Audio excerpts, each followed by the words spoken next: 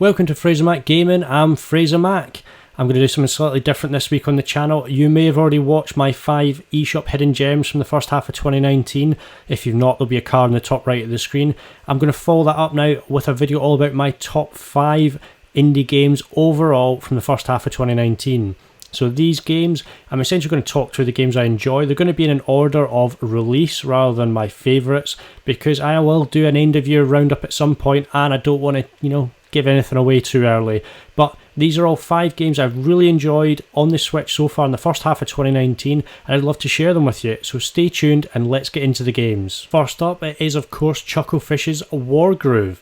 So it released 1st of February this year, so very early on in the year, and I believe in its first weekend of sales it actually made back all of its development costs right in one go. That might have even been just on the Switch, but I'm not sure. It might have been across different consoles or different platforms.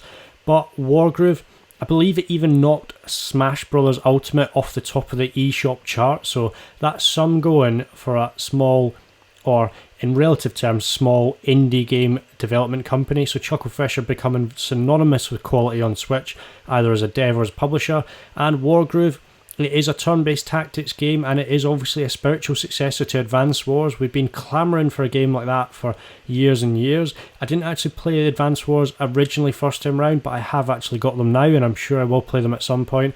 But Wargroove, it looked fantastic. It'd been long been teased. We'd been seeing bits of it for a long time. It finally released this year, and oh boy was it worth the wait. They crammed in so much content, so much quality, and so much charm. Wargroove as a game in its own right should be talked about in terms of Game of the Year awards. I'm not just blowing it up because I like indie games. It is a genuine all-round quality game in terms of gameplay, the visuals, the music, the content, the different options you have within the game. So let's talk about the game in a little bit less gushing terms. Essentially there is a story mode, so there's over 50 hours of play in the story mode itself, where you have to actually overcome these invaders in your kingdom after the king is killed. So you get to take the throne, and then you have to master the different units you have available and engage in these turn-based tactical battles. They have some wonderful animations and cutscenes for when actual combat takes place. You have moves, you have skill sets, and you have some critical hits. There's lots of really interesting tactics. I didn't actually manage to finish the story mode, but the best thing is, obviously it's available on the eShop now, but you can actually make your own levels as well. Just like Mario Maker, you can actually make your own turn-based tactics battles and share them online. So Wargroove, it's available on the eShop right now. It's only £16 in the UK and $20 in the US, but we got some fantastic news just a couple of weeks ago. Chucklefish have actually partnered with Sold Out to bring us a physical of Wargroove. It's going to retail for around £30 in the UK for the Switch, and in the US it's going to be $40. So they've not confirmed details yet because they want to make sure the production and everything gets going, and they know more about when they will actually be able to deliver on those physical copies. Next up is a game from Switch Beam that I would hold up as the prime example of what a twin stick shooter should all be about. Yep, Assault Android Cactus Plus. It released on the 8th of March, and it's actually the game I played the most recently, if you know what I mean. I started it the most recent of all the games on this list. I highlighted in my monthly releases in March because it looked fantastic. I was really intrigued about the kind of style and everything like that. It's a 3D twin stick shooter top down, but as soon as I started playing it, this game clicked. You can actually play it single player or you can play it multiplayer. There's a massive story campaign you can play through. I've not finished it yet, but I've been playing mainly as Cactus. There are 9 playable characters. They're actually all androids, and they kind of have a battery that needs to be recharged. So there's a time pressure, but also all the enemies and hordes that come and attack you, and bosses. But as you progress, you can actually unlock new droids. There's lots of really cool power-ups that you pick up along the way. It's really good. This campaign is like 25 stages, but what you can also play is like boss rush modes and things like that. You can play it in co-op. You can jump in, jump out. It's really good. I've only played it on my own, but there's online leaderboards. There's a lot of replayability in it, and Assault Android Cactus Plus for me, it's my favourite twin stick of all time. So it's around £18 on the UK shop and $20 in the US eShop. It's available right now. And another fine example of indie gaming heaven is Katana Zero. So Devolver Digital, the publisher, but ASCII Soft, I believe it's only one person or it's a very small team. They've produced a fantastic game that just melds some really interesting gameplay mechanics with some fantastic stylish kind of neo-noir, like retro pixel art. It looks amazing, but the soundtrack is just heaven. It's really cool. It's a key part of the game. You play as the dragon. You're a war veteran. You seem to have hallucinations and some memories that are coming back to you. It's almost like PTSD, but you're going through these levels and you have to work through these rooms with these fantastic sort of move sets. Essentially, you have a katana. Unsurprisingly, you're a ninja. You're a crazy badass who's been created much like in The Boys with some sort of compound that's giving you special abilities. You're like a special super soldier. But you've got to clear out these rooms and come against massive bosses, other people who've been powered up with this drug. But you have to use lots of different elements. It's obviously one-hit kills. You can use objects, you can use your katana, you can deflect bullets against enemies so they can actually kill themselves. But there's elements where you've got to sneak, there's elements on bikes, there's air on the ground. It's great, the script is great, there's a really cheeky humour to it, there's lots of added extras when you finish the game. I don't want to give anything away, but it's packed full of content, it's very mature, but Katana Zero is a fantastic game that is going to be very difficult to beat this year. The next game on the list needs no introduction due to its difficulty, but also its absolutely stunning artwork. So yes, Cuphead, it released on Switch in April, it was shown off by Nintendo, and it was the very first Xbox exclusive to cross over onto the Switch. So it's opened the floodgates. It's been very well reviewed on other platforms and sold incredibly well. We were desperate for it to come over from Xbox to the Switch. I was one clamouring for it for over a year. There was lots of rumours, but lots of people thought it might never happen, that Xbox would never let it go. But yes, Cuphead got a very interesting milk-related video during a Nintendo Direct. But Cuphead, it's finally here, it arrived in April, it's incredibly difficult, it's incredibly frustrating, but it's so iconic using that 1930s kind of animation style, and obviously it's tough as nails gameplay, but it's a run and gun game, but also a shoot 'em up all in one. Mugman and Cuphead, really interesting characters. It's got some incredibly difficult boss fights. I've not managed to finish it yet.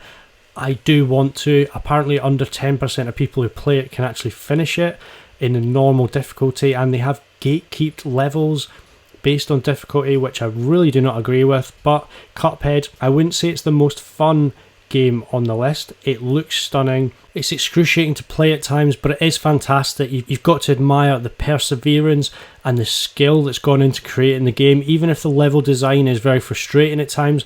But we also got some fantastic news that the Delicious Last Course DLC is going to come at some point this year. We don't know exactly when, but it's going to be on the way, and I'm sure once it is released, details of physical release will follow. I think this would sell by the bucket load. It's so iconic, the artwork's fantastic.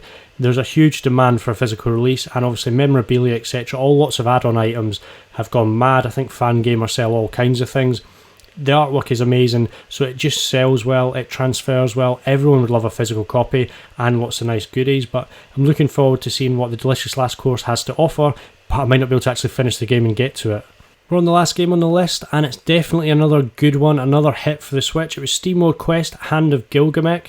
So if you get me to play a turn-based card battling game and enjoy it on Switch, I think you're doing something right. So Imogen Form, another fantastic Scandinavian dev company. They're from Sweden as well. There's just so much talent out there. They're so hot right now. So yeah, SteamWorld Quest. You get to play as Armely and Copernica in the early stages, and then you're going on a merry quest to try and help them understand who's attacked their village and the secrets behind the strange goings on. So you're going to come across lots of enemies and interesting boss battles to sort of test your card battling skills, and I think they did a fantastic job of making some really interesting abilities and characters, but also tutorials to help you play through the game. I don't play a lot of card based games, it's not really my kind of favourite genre, but they made it interesting, they made it fun, they made it exciting. I was sucked in, I played over 30 hours on it. They've got lots of elements to it. Really fun game, really good mechanics, and obviously, as always with Imogen Form, it looks gorgeous, it just looks glorious. The characters are really detailed though, they're really interesting. They have some backstories, they have challenges to overcome, they have fears, they have some genuine depth. I think some people may be a little bit critical of the characters, but I felt like they were all interesting, they were all very different, and I wanted to get to know more about them. The one thing I'd say is that once I'd leveled up certain characters, I didn't really see the value in then changing my characters, because you will meet other people along the way that can help you, and they have new abilities. Some are more magical, some are more kind of physical in terms of using weapons. But once I leveled up certain characters, I didn't feel like the others could come in and compete and join my group and be used in battle. Image and Form have tried to correct that. They've released SteamWorld Quest 2.0, which has lots of interesting new features, and it means you can actually start the game all over again and then play through as if you've got your cards and your characters that you had at the end of the game. So there's a new Game Plus. You can replay the game with most of the elements retained from when you'd finished your game previously and actually start the story again. But it's an increased difficulty setting you can play in as well, called Legend Remix, and apparently it's very tasty. You know, it's going to be very, very challenging. Some people might have found the game a little bit easier to play through, but yes, the Legend Remix apparently is very, very challenging. So there's obviously a soundtrack that's available, there's a new art gallery, there's a jukebox, there's stuff that's going to be available on Spotify, Apple Music and iTunes, so that's interesting as well. They've added HG Rumble, so you're using those spells and in battle HG Rumble can be turned on. I'm not a big fan of it myself, but obviously it's an interesting thing, an option for people to have.